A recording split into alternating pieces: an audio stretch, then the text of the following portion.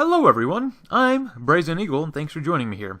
So, a few days ago, there was a report by the General Social Survey that stated that overall, Americans are having less sex than normal compared to the past few decades.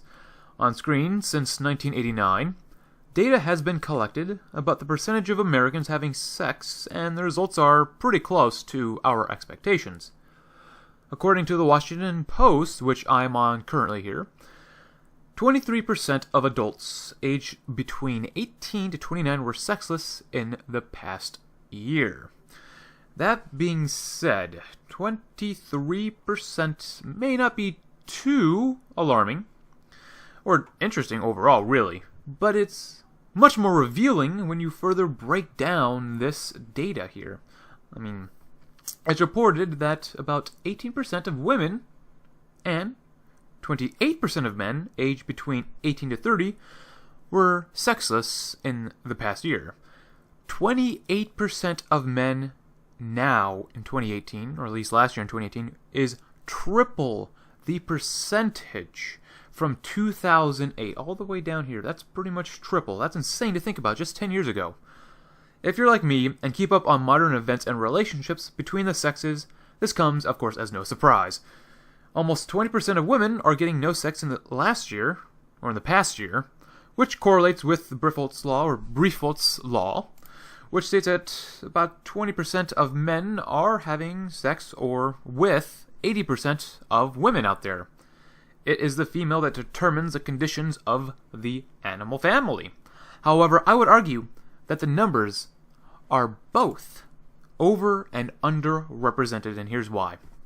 Because it's a survey, both men and women have the option to lie about their habits. For a woman, though, being known for engaging in consensual sexual contact with multiple men is a reputation hindrance.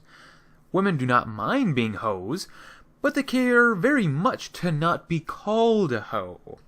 It is all about their social status.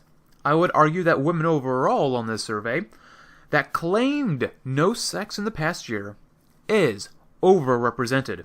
I would assume that the overall percentage for women is probably lower at maybe 10%. Personally, I only know of maybe a single female that has not had sex in the past year. But let's turn to men now.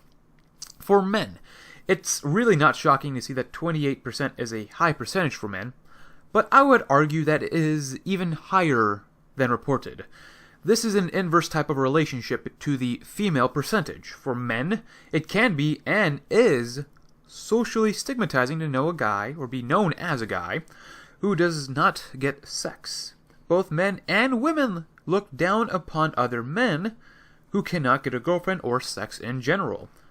But like I said with females, some men probably lied and said that they did have sex within the past year in order to not be part of this here reported 28% of men.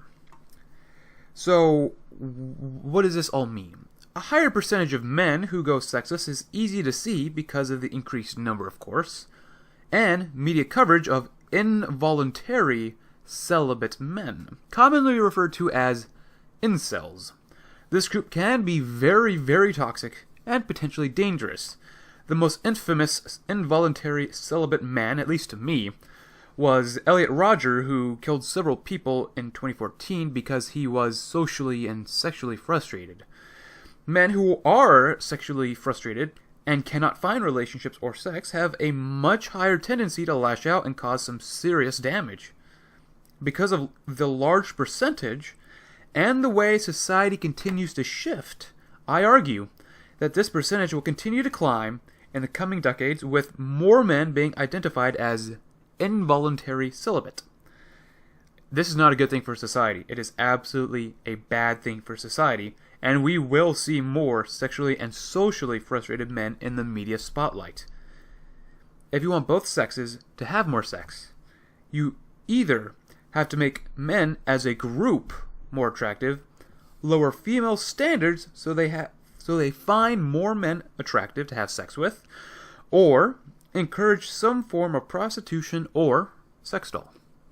However, as this is a complete side note, this will also be very interesting to watch in China, because there are currently at least 33 million more men than women. A country that has an extra 33 million men who will most likely be sexually frustrated will turn into a major problem. That is a massive number of men who will be alone, who will be angry.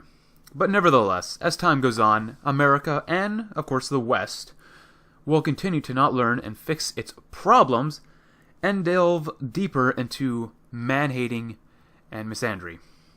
So with that in mind, thank you guys very much for watching. I am, of course, Brazen Eagle, and I hope you have a great day.